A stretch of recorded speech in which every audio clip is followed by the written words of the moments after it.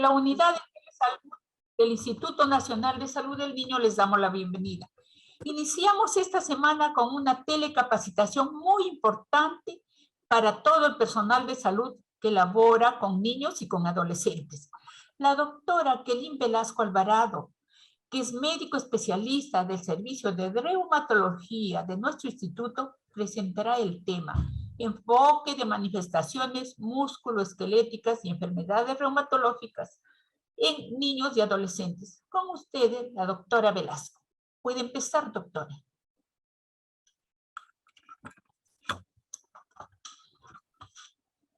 Buenas tardes con todos. El día de hoy voy a hablarles sobre enfoque del dolor musculoesquelético en niños y la interpretación de los exámenes auxiliares. El dolor musculoesquelético es muy frecuente en niños y adolescentes, ¿no? Constituye una consulta habitual en pediatría y de referencia al reumatólogo pediatra. Es la tercera causa de dolor recurrente en niños, luego del dolor abdominal y el dolor de cabeza. Existe una prevalencia de un 10 al 20% en la edad escolar y un 30% en adolescentes. La prevalencia según la edad, como podemos ver en el gráfico, vamos a ver que a mayor edad va a haber mayor porcentaje de dolor musculoesquelético, ¿no? Siendo más frecuente en los adolescentes. En cuanto al sexo, vamos a ver que tanto los niños como las niñas tienen igual prevalencia en cuanto a dolor musculoesquelético. Según la localización clínica, podemos ver que el dolor de rodilla es el dolor musculoesquelético más frecuente en todas las edades, preescolares, escolares y adolescentes. En los preescolares, luego del dolor de rodilla, le sigue el dolor de la cadera, un 14%.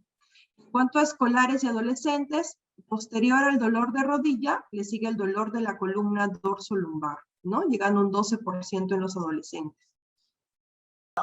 El dolor de crecimiento sobre todo está localizado en miembros inferiores, ¿no? En la cara anterior de la tibia, en los gemelos o en el hueco popliteo.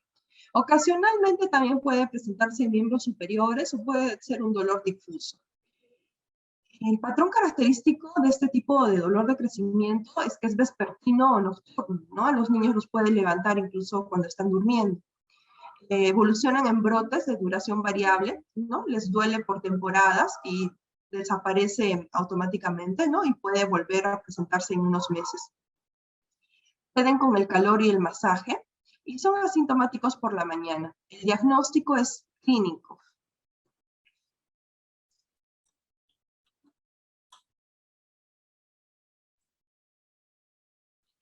En cuanto a los síndromes de hipermovilidad, sobre todo la hipermovilidad benigna. Esta hipermovilidad benigna es la que no está asociada a otros trastornos del tejido conectivo, como es el síndrome de Marfan o el síndrome de Ehlers-Danlos. Es una variante de la normalidad, ¿no? Está presente un 25 a un 50% de niños menores de 8 años. Es más frecuente en las niñas que en los niños. El dolor es de tipo mecánico, ¿no? Aumenta con la actividad física y sobre todo es vespertino o nocturno. Habitualmente está referido a articulaciones de carga, como rodillas, tobillos o pies. Para hacer el diagnóstico utilizamos los criterios de Beito, en la cual hay una flexión dorsal de dedos mayor de 90 grados, una posición del pulgar, como podemos ver en la figura, una hiperextensión del codo más de 10 grados, una hiperextensión de la rodilla más de 10 grados, una hiperflexión de la columna, y una puntuación mayor o igual de 4 sobre 9 puntos se considera diagnóstica. En cuanto a la sinovitis transitoria de la cadera, se presenta en un 11% de los casos, es más frecuente, de 3 a 5 años, más frecuente en niños que en niñas, una relación de 3 a 1. Es un niño que presenta cojera o impotencia funcional, aguda o subaguda. El dolor, el paciente refiere que está referido a la ingle o inclusive puede irradiarse hasta la rodilla. Tiene escasas manifestaciones sistémicas, es decir, no va a estar acompañado de fiebre o de malestar general. Puede ser bilateral, es decir, comprometer las dos caderas en un 5% de los casos, y es la causa más frecuente de sinovitis en la infancia. Siempre cursa con una exploración anormal de la cadera, ¿no? Sobre todo al hacer la rotación interna, está limitada o el niño presenta dolor, ¿no? Si la exploración de la cadera es normal, debemos buscar otros motivos de cojera.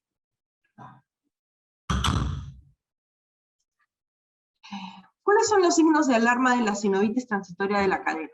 Es en la edad de menos de 3 años, una limitación significativa a la movilidad de la cadera, o que tenga afectación del estado general, o que el paciente presente fiebre. Eso nos debe orientar a una artritis séptica, como vamos a ver más adelante. En cuanto a los síndromes por sobrecarga o por sobreuso, hemos visto que está presente en los escolares y en los adolescentes, ¿no? Un 18% en los escolares y un 30% en los adolescentes. Más frecuente en niñas que en niños. La triada, que es carga, repetición y tiempo inadecuado de recuperación, son los que nos van a producir lesiones. Sobre todo son los niños que practican muchos deportes, ¿no? El fútbol, atletismo, el tenis, la gimnasia. Son favorecidos por entrenamientos inadecuados o deficientemente supervisados, uso de material deportivo inadecuado, en que el niño ya tenga alguna alteración biomecánica. ¿Cuáles son los síntomas de estos síndromes por sobrecarga? Es un dolor de inicio insidioso que aumenta con la actividad física que obliga a interrumpirla. Inicialmente desaparece con el reposo y no interfiere con las actividades diarias y no produce dolor nocturno.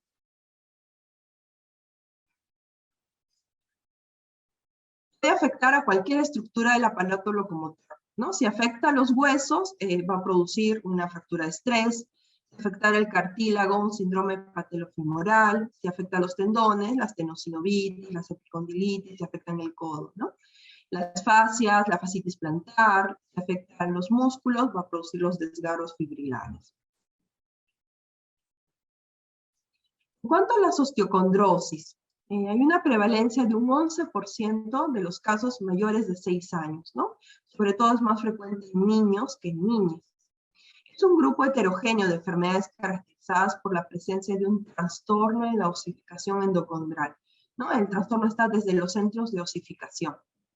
Como podemos ver en la imagen, en la primera imagen, vamos a ver la enfermedad de Perthes, que es la osteocondrosis de la cabeza femoral.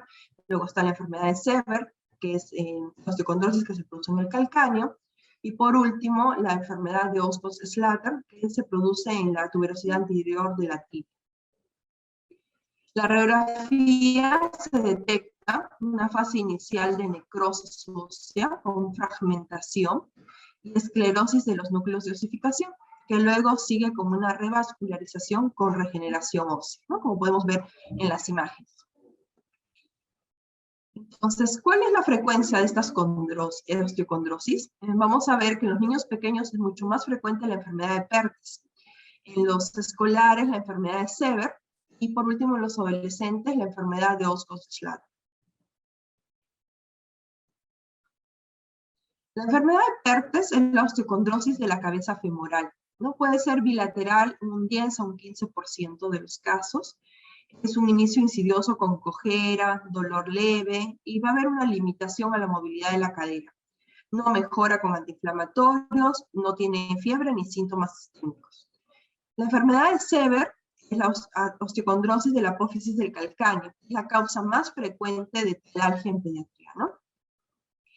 Y por último, la enfermedad de Osgood-Schlatter es la osteocondrosis de la tuberosidad anterior de la tibia. Es un dolor referido a la epífisis proximal de la tibia o difusamente a la rodilla, ¿no? Sobre todo el niño se queja por un dolor anterior de la rodilla. El dolor empeora con la actividad física, empeora al subir y bajar escaleras, ponerse de cuclillas y es de predominio vespertino. En cuanto a las artritis, ¿no? La artritis se denomina a la inflamación de la membrana sinovial. Hay varias causas de artritis, ¿no? Infecciosas, reactivas, inflamatorias, en la que está la artritis idiopática juvenil, traumáticas, mecánicas o neoplásicas, ¿no? Hay que saber diferenciar entre artritis o artralgia. Artralgia solo es el dolor de la articulación. En cambio, artritis es dolor más inflamación de la articulación. Característicamente van a presentar rigidez matinal y se debe realizar una artrocentesis diagnóstica y también exámenes auxiliares para determinar la causa de esta artritis. En la imagen podemos ver una monoartritis de rodilla izquierda y en la segunda imagen podemos ver una poliartritis, ¿no? Monoartritis es una sola articulación comprometida, oligoartritis de 2 a 5 y poliartritis más de 5 articulaciones comprometidas, ¿no? Inflamadas. En la segunda imagen podemos ver a un niño con más de 5 articulaciones inflamadas en sus manos. Entonces, ¿cómo podemos hacer una anamnesis en un niño que tenga artritis, ¿no? Tenemos que ver el tiempo de evolución de los síntomas para ver si ha sido aguda, subaguda o crónica. Antecedentes infecciosos previos, ¿no? Si ha tenido alguna infección otorrinolaringos, ¿no? De la vía aérea superior, infecciones gastrointestinales, presencia de síntomas sistémicos. Si el niño, aparte de tener artritis, también está asociado a fiebre, pérdida de peso, que nos van a poder sugerir infecciones o artritis inflamatorias o neoplásicas. La existencia de impotencia funcional, ¿no? Si hay una limitación en los rangos articulares, si el paciente no puede caminar, lo tiene que hacer con ayuda. Y el patrón articular, ¿no? Como les mencioné, mono, una sola articulación, oligo, menos de 4 hasta 5, y poliarticular, más de 5 articulaciones. Además, debemos ver si es aditiva o migratoria, ¿no? Aditiva es cuando el compromiso articular va sumando. En cambio, migratoria es cuando aparece la artritis en una articulación, desaparece en esa articulación y automáticamente aparece una artritis en otra articulación diferente. Debemos recordar que es frecuente encontrar pacientes con artritis séptica, sin gran afectación del estado general ni fiebre, ¿no? Por lo tanto, es útil considerar que toda monoartritis es séptica hasta que demuestre lo contrario. Por eso, todo paciente que tiene una monoartritis se le debe hacer una artrocentesis diagnóstica, ¿no? Lo primero que debemos sospechar que pueda ser infeccioso. En cuanto a las neoplasias, múltiples tumoraciones nos pueden producir dolor musculoesquelético. Más frecuentes son las leucemias, ¿no? Presentan sintomatología sistémica. Debemos hacer un diagnóstico diferencial con, sobre todo, la forma sistémica de la artritis idiopática juvenil, que también está acompañada de fiebre, malestar general, baja de peso, adenopatías, hepatosplenomegalia, ¿no? Otros tumores óseos, tanto benignos como el estoma osteoide, como malignos, el osteosarcoma o el sarcoma de Ewing, también nos pueden producir dolor musculoesquelético. Signos de alarma en dolor musculoesquelético. Tenemos el dolor benigno, va a haber alivio con el descanso y empeoramiento con la actividad. ¿Cuáles son los signos de alarma? Que mejora con la actividad y está presente durante el reposo. El dolor benigno aparece a última hora del día y el signo de alarma que se produzca rigidez. En cuanto al dolor benigno, es un dolor nocturno que se alivia con analgésicos y con masajes. Y al contrario, un signo de alarma es que sea un dolor nocturno que no se alivia con analgésicos y empeora con el masaje. Un dolor benigno va a ser la ausencia de inflamación articular, ¿no? Por lo tanto, un signo de alarma va a ser cuando hay una inflamación articular. El dolor benigno es una hiperlaxitud articular y signo de alarma que se produzca una rigidez articular. El dolor benigno es una ausencia de hipersensibilidad ósea, ¿no? El signo de alarma es importante la hipersensibilidad ósea, que sobre todo se produce en neoplasias. En cuanto al dolor benigno, es que la fuerza muscular va a estar normal. En cambio, un signo de alarma es que se asocia a una debilidad muscular. El dolor benigno es que el paciente va a tener un crecimiento normal y por lo tanto un signo de alarma es cuando hay alteración del peso y la estatura del niño. El dolor benigno es cuando hay un hemograma y reactantes de fase aguda normales, y un signo de alarma es cuando el hemograma está patológico y hay una elevación de los reactantes de fase aguda, como podemos ver en las artritis juveniles. El dolor benigno es cuando tiene un estudio, sea de radiografía, tomografía o resonancia normal, o ecografía también que podemos hacer. Y un signo de alarma es que vamos a encontrar tumefacción de partes blandas, osteopenia, líneas metafisiales adolescentes o lesiones líticas. ¿Cuál es el algoritmo diagnóstico del dolor musculoesquelético? ¿No? Tenemos un paciente con dolor musculoesquelético. Vamos a ver si presenta fiebre o hay alguna alteración del estado general o un dolor nocturno o desproporcionado. Si fuera así, debemos sospechar que pueda tratarse de un proceso neoplásico o de una infección osteoarticular. Y si vemos que hay un diagnóstico de estas dos patologías, bueno, vamos a dar un tratamiento específico. Si no presenta ninguno de estos síntomas sistémicos, podemos descartar que el paciente puede deberse a una enfermedad inflamatoria o algún síndrome de dolor idiopático o mecánico, ¿no? Si hay inflamación articular, lo más probable es que se trate de una enfermedad inflamatoria articular, a la cabeza una artritis idiopática juvenil, o también puede tratarse de una sinovitis transitoria. Si no hay inflamación articular, puede haber los síndromes de dolor idiopático, como hemos mencionado, ¿no? Puede tratarse de un dolor de crecimiento, un síndrome de hipermovilidad o una fibromialgia. O también algún síndrome de sobrecarga o las osteocondritis, que ya las hemos mencionado. Entonces, ¿cómo hacemos el diagnóstico de un niño con dolor musculoesquelético? El diagnóstico se basa en 3 principios: una buena anamnesis, una buena exploración física y nuevamente una buena exploración física. La exploración física es muy importante para poder llegar al diagnóstico de dolor musculoesquelético, ¿no? La exploración debe ser sistemática y completa, debe incluir todas las articulaciones y debe realizarse en orden, de arriba hacia abajo. Se debe explorar siempre toda la extremidad, ¿no? Porque siempre hay dolores referidos. Hay niños que vienen con dolor de rodilla, pero realmente el problema está en la cadera. Dejar el examen de la zona dolorosa para el final. Debemos siempre comparar con la extremidad contralateral, ¿no? El lado derecho con el lado izquierdo. El rango de movilidad habitualmente está aumentado en preescolares. Y si no conocemos el rango normal de cada articulación, va a ser muy difícil evaluar realmente si hay una limitación en la movilidad. En cuanto a los exámenes auxiliares, debemos recordar que los exámenes auxiliares en cuanto a dolor musculoesquelético nos sirven para apoyar una sospecha diagnóstica, para monitorizar la respuesta al tratamiento de los pacientes, ¿no? Que ya hemos diagnosticado de repente con una artritis idiopática juvenil, pero sobre todo que son poco específicos y carecen de interés cuando se alteran de forma aislada. Por eso es que su uso indiscriminado es un gasto inútil, una fuente de problemas innecesarios para el paciente, la familia y sobre todo para el médico. No debemos hacer un diagnóstico solo basado en exámenes auxiliares. En cuanto al hemograma, ¿no? En los pacientes se va a producir leucocitosis y trombocitosis, ¿no? Pues nos puede hacer sospechar que se pueda tratar de una infección o una inflamación. Por el contrario, si encontramos citopenias, ¿no? Plaquetopenia, anemia o leucopenia, sobre todo linfopenia, podemos sospechar en lupus o en alguna malignidad. En cuanto a los reactantes de fase aguda, sobre todo solicitamos siempre velocidad de sedimentación y proteína C reactiva. Si están elevadas, también nos pueden orientar a que se trate de una inflamación o una infección.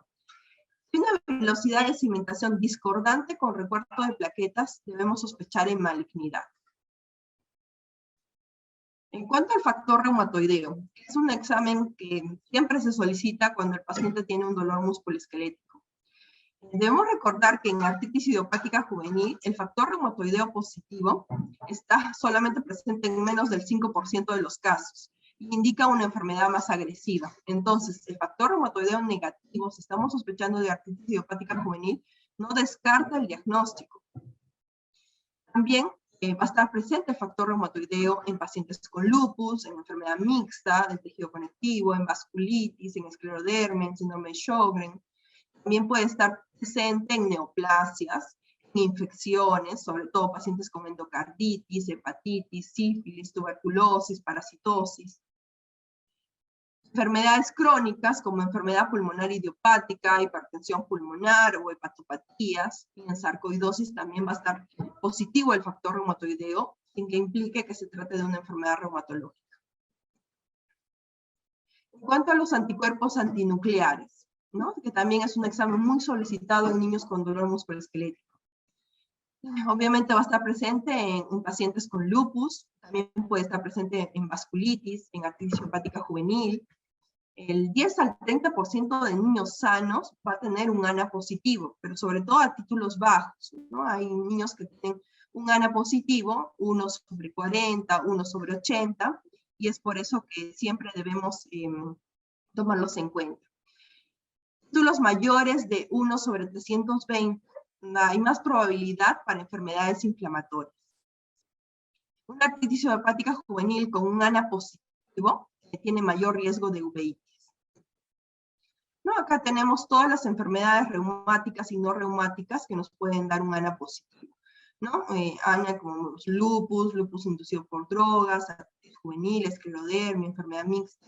Y las enfermedades no reumáticas, niños sanos, enfermedades hepáticas, pulmonares, infecciones crónicas, neoplasias, anemia hemolítica, ¿no? Y todas las demás enfermedades autoinmunes que no sean reumatológicas también nos pueden dar un ANA positivo. Entonces, otras pruebas que podemos solicitar en niños que tienen un dolor musculoesquelético van a ser el aumento de las enzimas musculares, ¿no? La CPK, TGP, DHL, aldolasa, para poder diagnosticar dermatomiositis juvenil o alguna miositis. Complemento C3, C4, que sobre todo se ve disminuido en lupus. Examen de orina para ver proteinuria, hematuria. Bueno, pruebas para ver insuficiencia renal, para ver vasculitis o el lupus. La antistreptolicina, también elevada, va a estar presente en fiebre reumática o en artritis postestreptocócica.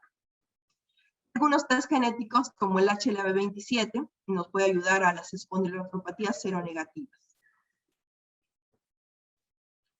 Bueno, por último, las conclusiones, ¿no? El dolor musculoesquelético tiene una etiología variada, generalmente es benigna, aunque su diagnóstico diferencial incluye enfermedades cuyo pronóstico depende en gran medida de un diagnóstico precoz.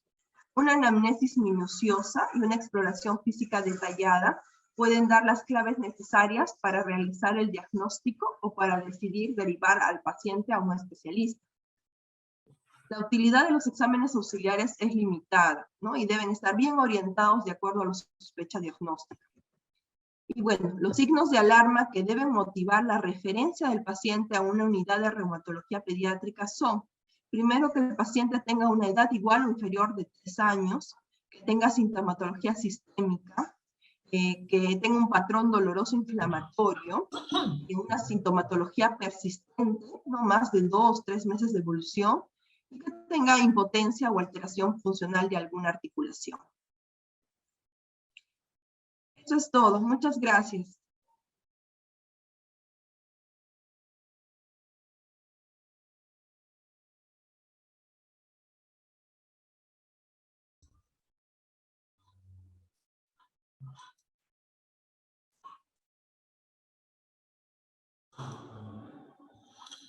Muy bien, doctora Velasco. Vamos a esperar las preguntas que serán emitidas por el chat, pero por el interno nos llega la siguiente pregunta.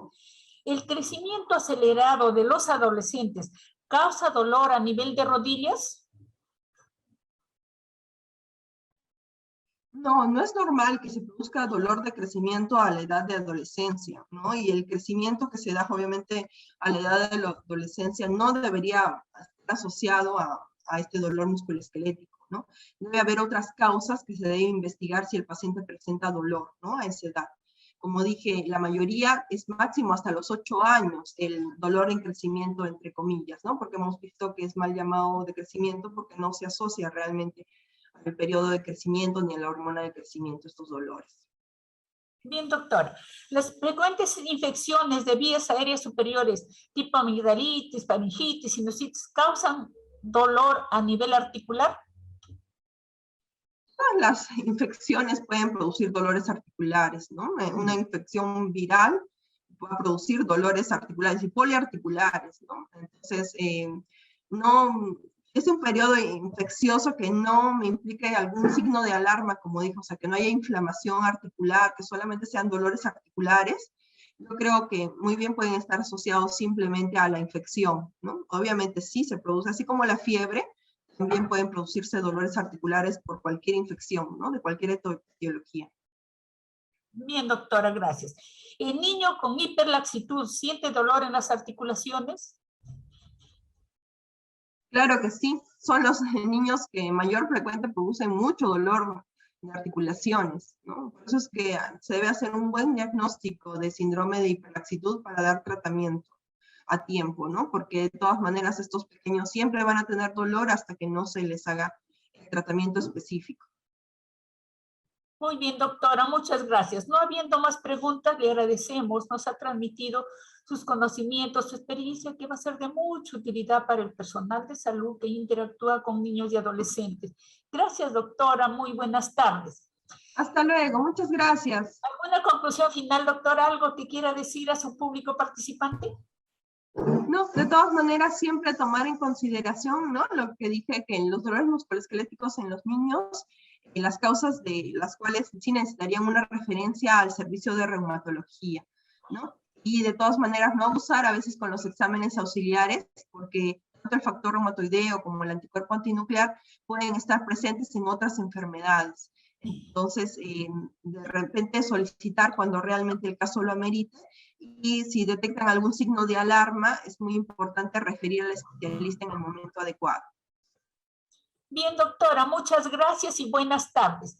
También agradecemos a los participantes. La verdad que nos alegra que participen, que se conecten, porque estos temas son para ustedes. Los invitamos a seguir participando todos los días a la 1 de la tarde y la gran mayoría de días a las 12. Y los que no pueden hacerlo, pueden seguirnos a través de la página web y canal de YouTube de Telesalud del Instituto Nacional de Salud del Niño. Muy buenas tardes a todos. Gracias. Hasta luego, gracias. Doctora, gracias.